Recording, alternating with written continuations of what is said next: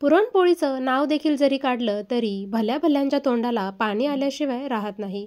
प्रत्येक सणाला आवर्जून केली जाणारी आणि आवडीने खाल्ली जाणारी ही पुरणपोळीची खास रेसिपी फक्त तुमच्यासाठीही. कितीही पोळ्या असल्या तरीसुद्धा बिघडणार नाही. भरपूर सारण भरलेली रुमालासारखी घडी होते. नवशिके असाल, बॅचलर असाल तरीसुद्धा पहिल्याच प्रयत्नात जमेल इतकी मस्त अशी पुरणपोळीची रेसिपी आज आपण बनवणार आहोत. त्यासोबतच मैदा न वापरता पीठ भिजवण्याच्या सोप्या ट्रिकने सहज कोणालाही जमेल इतकी सोपी पुरणपोळी आज आपण बघणार आहोत. चला तर मग वेळ न घालवता लगेच रेसिपीला सुरुवात करूया. सगळ्यात अगोदर आपल्याला हरभरा डाळ घ्यायची आहे. इथे मी 1.5 कप हरभरा डाळ घेत आहे.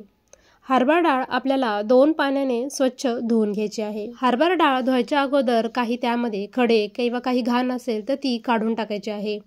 आता इथे मी हरभरा डाळ 2 पाण्याने स्वच्छ धुवून घेतलेली आहे. हरभरा डाळ भिजेल इतपत आपल्याला पाणी घालायचं आहे. डाळ आपल्याला अर्धा तास इथे भिजू घालायची आहे. डाळ या पद्धतीने भिजू घातली ना तर डाळ लवकर शिजते. अर्धा तास झालेला आहे. डाळ आता आपली बऱ्यापैकी भिजलेली आहे. कुकरमध्ये घालूया. हरभरा डाळ कुकरमध्ये घातली. 1.5 कप आपली हरभरा डाळ होती तर त्यासाठी 3 कप पाणी घातलेलं आहे. इथे आमटीसाठी सुद्धा आपल्याला येळवणी पाहिजे असते त्यामुळे त्यानुसारच पाणी घातलेलं आहे. यामध्ये अगदी थोडीशी हळद घातली आहे त्यामुळे आपल्या पुरणपोळीला रंग छान येतो. थोडंसं तेल घालायचं. आता कुकरचं झाकण लावूया आणि मध्यम आचेवर 3 ते 4 शिट्ट्या करून घ्यायच्या आहेत. कुकरच्या शिट्ट्या होतात तोपर्यंत इथे आपण पीठ मळून घेऊया. पीठ मळण्यासाठी इथे मी गव्हाचंच पीठ वापरणार आहे. तुम्ही हवं तर मैदा वापरला तरीसुद्धा चालेल. एवढ्या हरभरा डाळीसाठी इथे मी 3 कप गव्हाचं पीठ घेतलेलं आहे. चवीनुसार मीठ घालायचं. आता यामध्ये 1 चमचा साखर घालायची आहे. त्यामुळं आपलं पुरणपोळीचं बाहेरचं जे आवरण आहे ते सुद्धा अगदी खायला चविष्ट लागतं. पाण्यामध्ये अगदी किंचित हळद घातली आहे आणि मिक्स करून घेतली आहे. आता अगोदर पिठामध्ये जे सर्व साहित्य आहे ते एकत्र करून घेतलं आणि हळदीचं जे पाणी आहे ते थोडं थोडं घालून आपल्याला हे पीठ मळून घ्यायचं आहे. पीठ आपल्याला हे थोडंसं सैलसरच मळून घ्यायचं आहे. पीठ इथं जास्त घट्ट नको किंवा जास्त पातळसुद्धा नको. पीठ इथं छान मळून घेतलेलं आहे. आता दुसऱ्या एखाद्या वाटीमध्ये काढून घेऊया. वाटीमध्ये पीठ ठेवून आता यामध्ये पीठ बुडेल इतपत आपल्याला पाणी घालायचं आहे.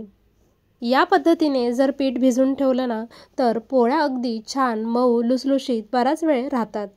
कुकरच्या शिट्ट्या होऊन कुकर गारसुद्धा झालेला आहे. आता याला काढून घेऊया. इथे आपली हरभरा डाळ अगदी मस्त अशी शिजलेली आहे. तुम्ही पाहू शकता बोटावर डाळ जर घेतली तर अगदी स्मॅश होतीये. अजिबात खरखरीत नाहीये. आता आमटीसाठी पाणी बाजूला काढून घेऊया. त्यासाठी चाळणीवर आपल्याला हरभरा डाळ ओतून घ्यायची आहे. त्यामुळे त्याचं सगळं पाणी निथळून जाईल. 5 मिनटं अशीच ठेवली. आता यातलं पाणी बाजूला ठेवून देऊया. निथळलेलं पाणी सगळं एका बाउलमध्ये काढून घेतलेलं आहे. आता या कटोरीखाली अजिबात पाणी नाहीये. आज आपण पुरण वाटण्यासाठी अजिबात मिक्सर किंवा पुरण यंत्राचा वापर करणार नाहीये. स्मॅशरच्या सहाय्याने ही डाळ आपण वाटून घेणार आहोत. स्मॅशरने असं थोडासा दाब जरी दिला तरी आपली डाळ वाटली जात आहे.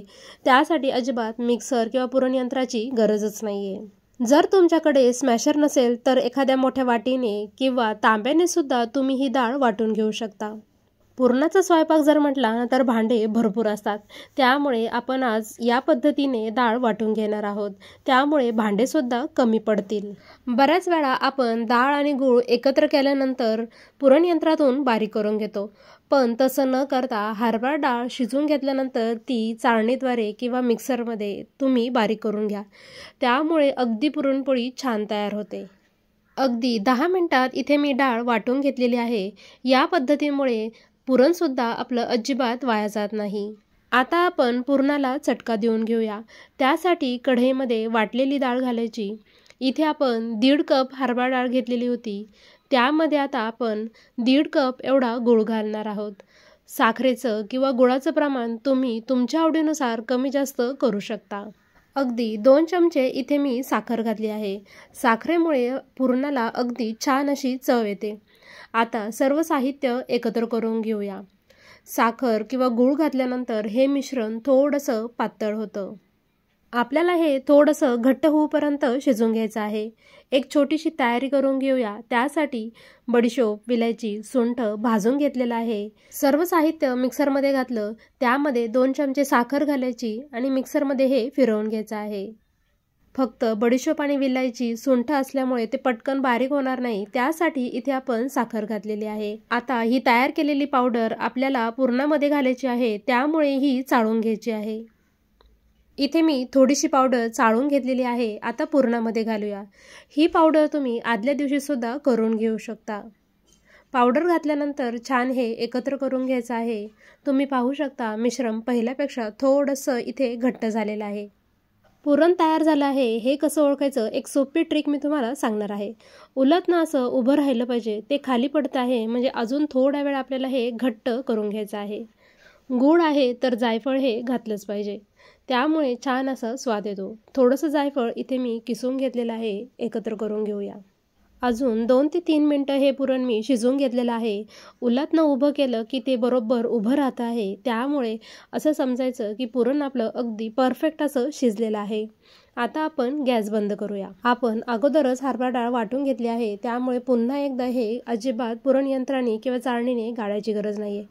पुरण थंड झालं आहे, वाटीमध्ये काढून घेतलं आहे। पीठसुद्धा आपलं छान भिजलेलं आहे। पाण्यातून पिठाचा गोळा काढून घ्यायचा आहे। ताटामध्ये ठेवला आणि त्यावर थोडंसं तेल घालायचं आणि हे छान आता मळून घ्यायचं आहे। पीठ इथं आपलं छान मळून झालं आहे। आता पुरणपोळी तयार करायला घेऊया। त्यासाठी पिठाचा गोळा थोडासा मऊ करून घेतला, पुरणाचा सुद्धा गोळा करून घेतला आहे। आता सुकं गव्हाचं पीठ लावून थोडं थोडं खोलगट अशी पारी तयार करून घ्यायची आहे। साईडने पातळ आणि मध्यभागी जाड या पद्धतीने। पुरणाचा गोळा गव्हाच्या पिठामध्ये व्यवस्थित बंद करून घ्यायचा, पूर्ण बंद करून घ्यायचा, नाहीतर पुरण बाहेर येऊ शकतं। वरचं जे एक्स्ट्राचं पीठ आहे त्यामध्येच लावून घेतलं आहे। आता गव्हाचं पीठ लावून छान अशी हलक्या हाताने आपल्याला पुरणपोळी लाटून घ्यायची आहे। लाटण्याच्या अगोदर थोडंसं हाताने दाबून घ्यायचं, सगळीकडे पुरण व्यवस्थित पसरून घ्यायचं आणि नंतर हलक्या हाताने पुरणपोळी लाटून घ्यायची आहे। तवा आपला आता छान तापलेला आहे, त्यावर पुरणपोळी घालूया। दोन्ही बाजूने तूप लावून छान भाजून घेऊया। तूप किंवा तेल काहीही वापरू शकता। इथे आपली अगदी मस्त मऊ लुसलुशीत पुरणपोळी तयार आहे। अगदी टम्म फुगलेली आहे। पुरणपोळी जरी फुटली तरी सुद्धा काहीच हरकत नाही, पण पुरण तुम्ही नक्की जास्त भरा। पुरणपोळी करण्याची अजून एक पद्धत दाखवणार आहे। अशी पारी करून घेतली, त्यामध्ये पुरणाचा गोळा घालून व्यवस्थित बंद करून घेतला आहे। गोल केल्यानंतर कोरडं गव्हाचं पीठ लावून भाकरीसारखं असं गोल फिरवून घ्यायचं, त्यामुळे पुरण व्यवस्थित पसरलं जातं। हलक्या हाताने पुरणपोळी लाटून घेतली। ही सुद्धा पुरणपोळी आपण छान भाजून घेऊया। पुरणपोळी भाजताना गॅस आपल्याला मध्यम ठेवायचा आहे, खूप लहान नाही किंवा खूप मोठा सुद्धा नाही।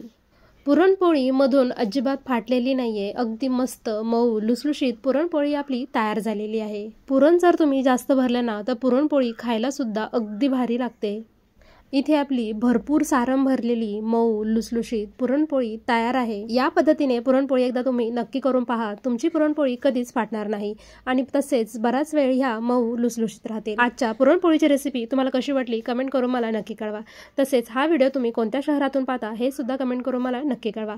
रेसिपी आवडली असेल तर लाईक, शेअर, सबस्क्राईब नक्की करा। पुन्हा भेटूया अशा छानशा रेसिपी सोबत। तोपर्यंत धन्यवाद।